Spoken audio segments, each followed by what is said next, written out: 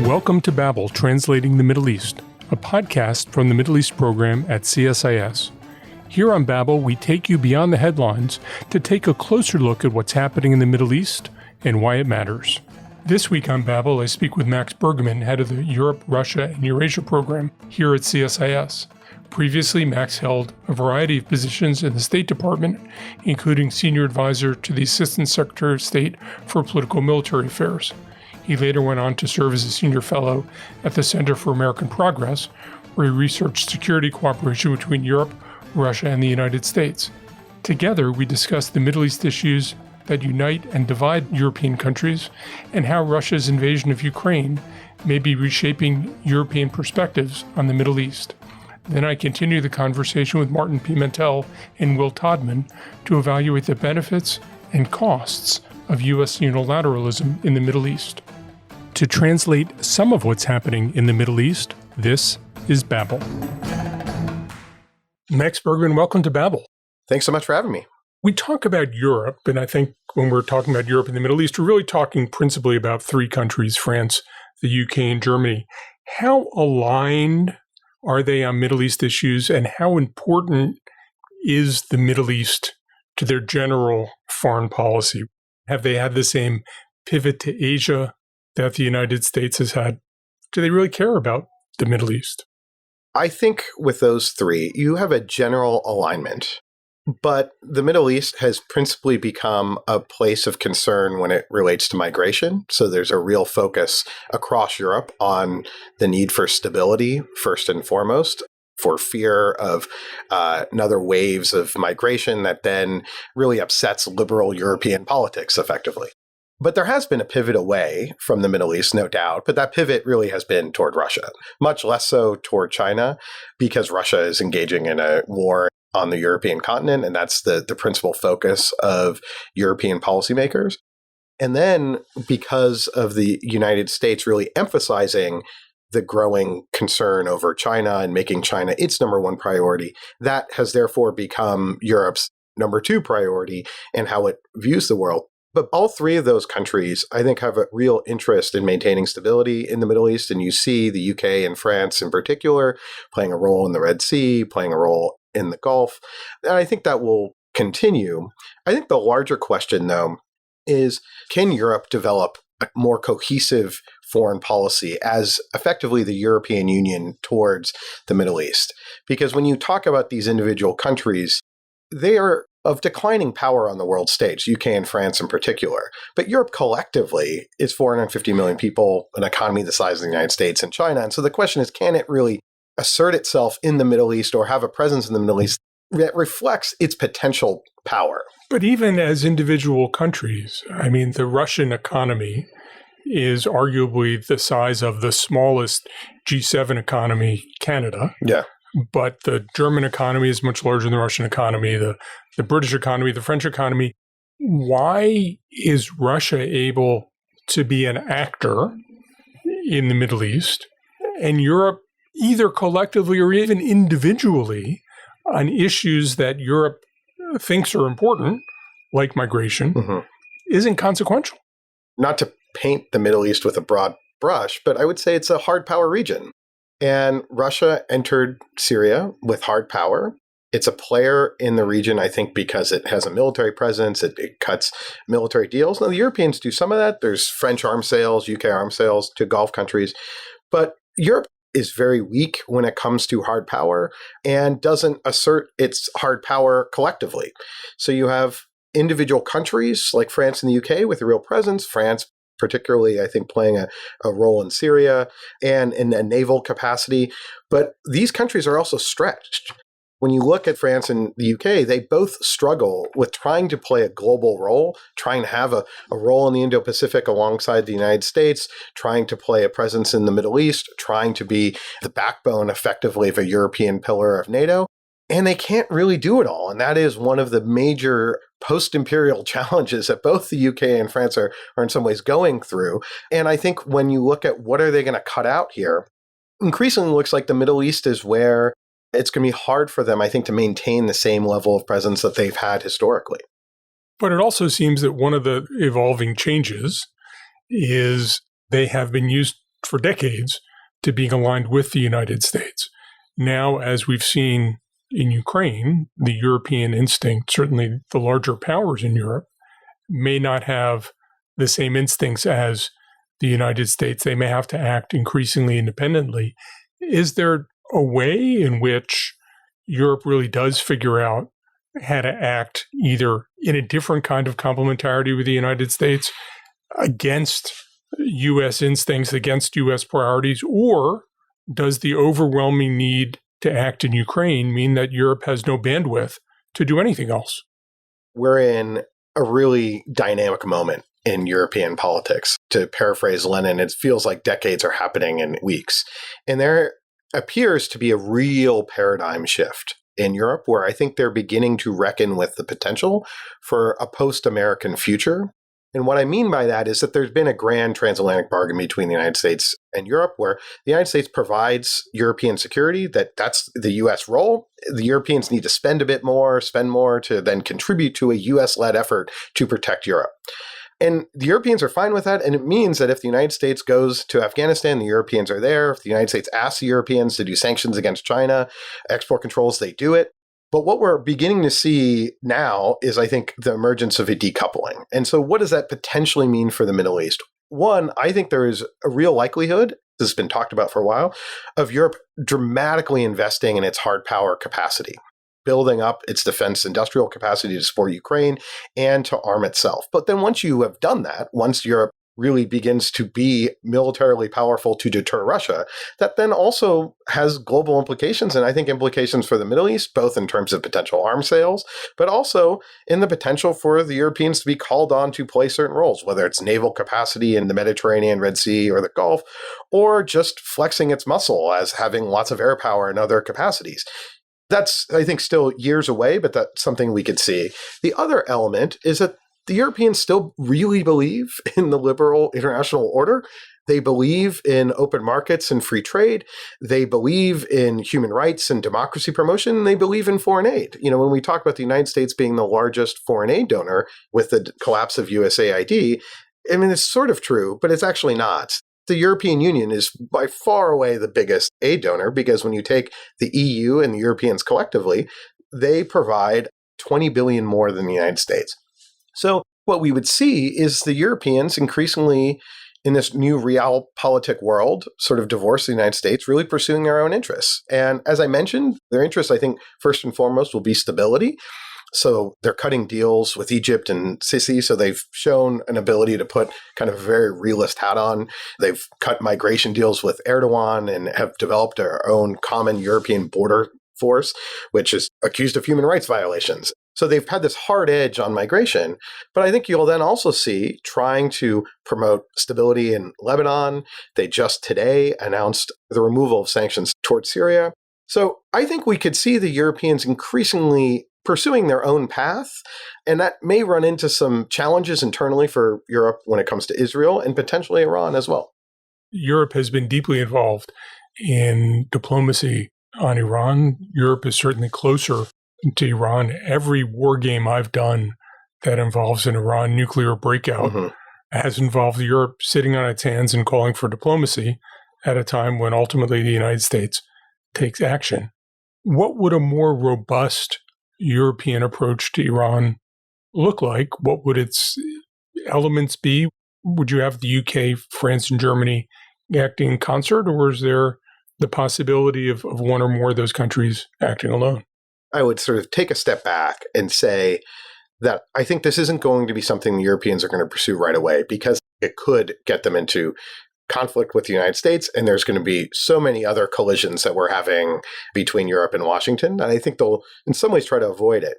When I think about Iran, though, the problem is the Europeans can't guarantee the one thing the Iranians, I think, want, and you tell me if I'm wrong, which is that for the United States to not attack it, right? And they want economic normalization with the United States, and because of the U.S. involvement in international financial regulations in the dollar, Europe can't really get by that, although Europe had tried and was unsuccessful. Right. What I could see is Iran is providing support to Russia. It's not as consequential as it was in the early days of the war in 2022 when they provided lots of drones. A lot of that production is now in Russia, but they have provided recently ballistic missiles. So if there's going to be any sort of deal, what the Europeans would want is for Iran to stop that. Now, the question of sanctions, I think, is really important. There's going to be a lot of conflict between the United States and Europe when it relates to things like the International Criminal Court, where the U.S. has now put in place sanctions. And it is now sort of being discussed. What is the challenger to the dollar? It's actually the euro. And so if the collisions between Washington and Brussels really get out of control, and we see the Europeans spending a lot more on defense, borrowing a lot more, it may be that Europe is willing to then take some financial risk vis-a-vis the United States. If the United States ever opens up to being willing to negotiate with the Iranians, I think the Europeans would be very much in favor of that, particularly if it could include provisions or stipulations that Iran stop its support for the Russian war effort. But it feels like there's a sequencing issue that some of the changes you're talking about are going to evolve over 10 or 20 years. Yeah. With the Ukraine war, the Europeans are trying to find ways to cooperate with the Trump administration in the coming weeks.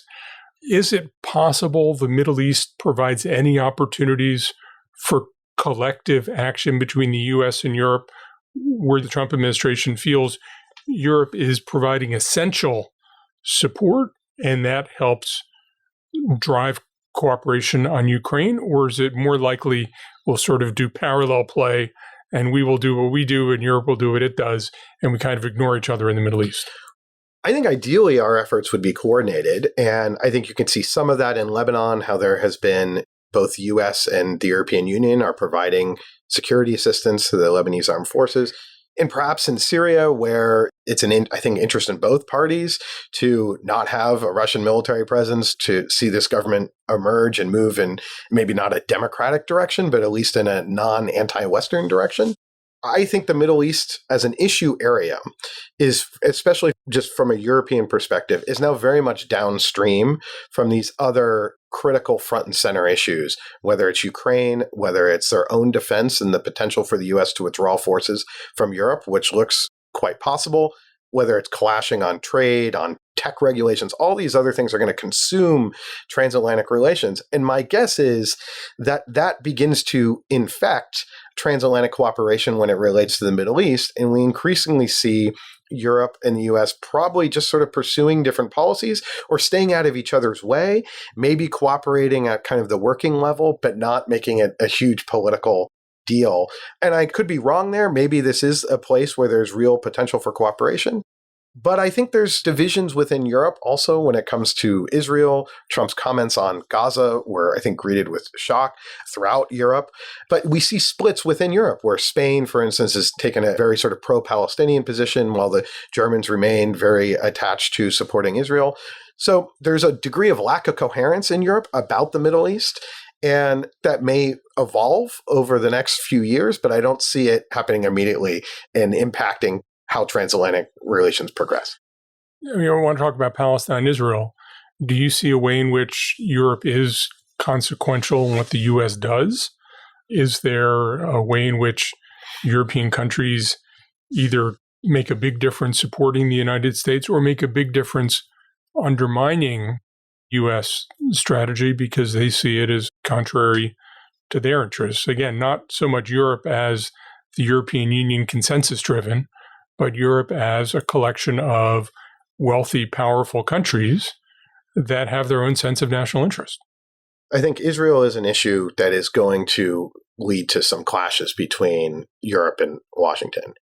It's not collective European Union, but this is a case where there are going to be some European countries that I think are going to support UNRWA, that really support the Palestinians, are going to try to take action against Israel, particularly relating to Palestinians in the West Bank and in Gaza. So for many Europeans, Israel's war in Gaza is sort of a breaking point. It's very hard to go back to have a positive relationship with Netanyahu and this Israeli government. So I think that will lead to clashes with the United States, particularly if the U.S. maintains its current stance. I don't exactly know how that will evolve. The major feeling in Europe is one of helplessness when it came to the war. And I think what we see from the Trump administration in particular is total apathy, really, toward Europe and towards the Transatlantic Alliance. So not really caring what a lot of Europeans have to say. So I think Europe's ability to then influence U.S. policy, I think is going to be very weak, very limited. I don't really see that shifting unless the Europeans figure out a way to make themselves impactful. But when I think about all the things on the European to-do list, this is further down the list. And because it's sort of divisive within Europe, it's hard to see Spain itself being impactful. I think it would need to be a more collective European action, and that's where it's going to be difficult. When I talk to people in the U.S. military, the legacy of European ineffectiveness on Libya still looms large. Yeah. Does it loom large in Europe? Is there a sense that Europe was tested and failed? Or is there a sense of there's only so much you can do, you have to have limited expectations? When you think about the Libya operation, America sort of misunderstood the bargain that it did with the Europeans. That the bargain was that the United States handles the hard power side. And we just want some European pilots to fly next to American pilots. We want some Europeans to die alongside of us. But we have opposed, since the end of the Cold War, the Europeans integrating and organizing themselves collectively on defense. We've opposed the European Union doing anything on defense. So to then sort of step back, as we did in Libya, and quote unquote lead from behind and say, here, you Europeans run this operation, in which they're not structured to do that, it was no surprise that it was pathetic and limiting. It also reflected the fact that Europeans had vastly underinvested in defense. So a lot of this is on the Europeans. But I think what we see right now is Europeans reckoning with that reality, with the potential for the United States to substantially withdraw its forces, that the United States is, I think right now, at this moment, not seen as a reliable protector of European security. My guess is how Europe acts to address that doesn't solve the problem. We're not talking, in 10 years about an EU military that's like the US military. But I think we will see real concrete steps that mean if there was sort of a Libya 2.0 that needed to happen in 2030, that the Europeans would be much more capable of taking that on. And in fact, I think they're already much more capable of taking that on.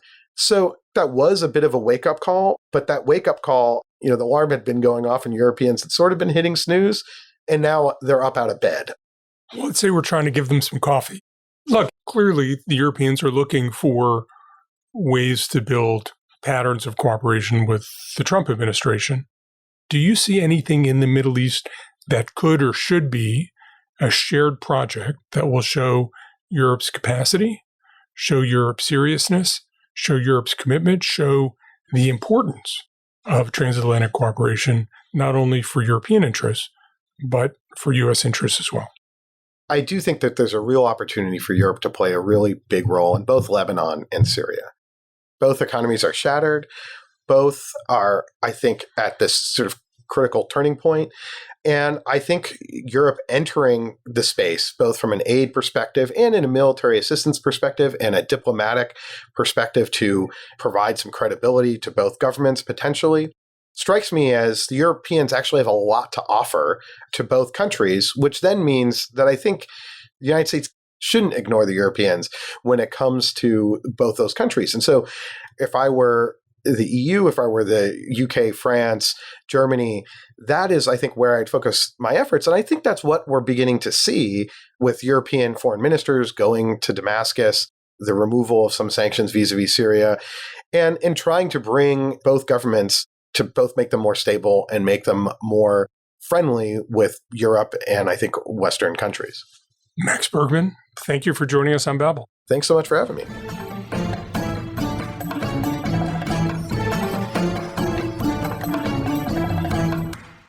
Is the U.S. likely to be less successful resolving Middle Eastern conflicts without close European cooperation?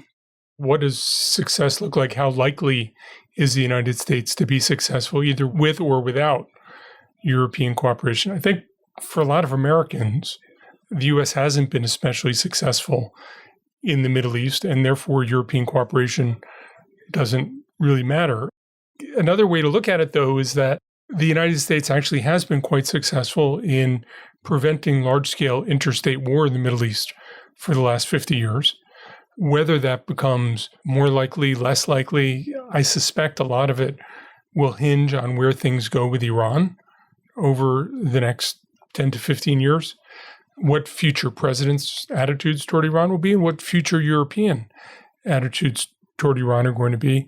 I think one of the interesting questions is whether a more militarily robust Europe would seek a different policy toward Iran than Europeans have sought for the last several years. But it also depends on what kind of government you have in Tehran and what they're trying to do with the rest of the world. So I can't give an answer, but I also can't quite figure out what success is going to look like either. Theoretically, I would have thought that more independence for the US could mean some more flexibility in the kinds of peace initiatives that the US pursues. So taking, for example, Israel and Palestine, I think it has been established for decades that Europe is firmly in support of a two-state solution, and the United States has been as well.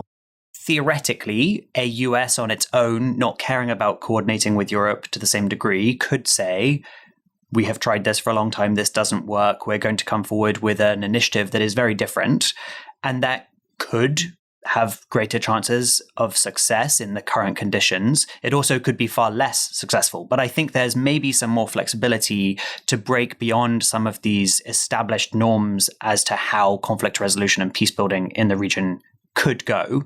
But of course, that comes with a cost as well. If you don't have a united stance between the US and Europe as it relates to sanctions, I mean, Jon, you and Max talked about this during your conversation, then you are only undermining the amount of leverage that the US can bring to the table if you are not including the European economy as part of that and all of the leverage that comes from combining forces with Europe. So I also think we could see the US being a bit more selective in the kinds of conflicts and peace negotiations that it wants to get involved in. And we could see just a far smaller US role in some parts of the region than it has previously played. After the election of the new president in Lebanon, I wrote a piece arguing that I think in some ways this actually decreases the degree to which Lebanon is a strategic priority for the US, given that in many ways it cements the marginalization of Hezbollah, it assuages US concerns vis-a-vis the likelihood of a force in Lebanon posing a real threat to Israel, and Iran's presence as well.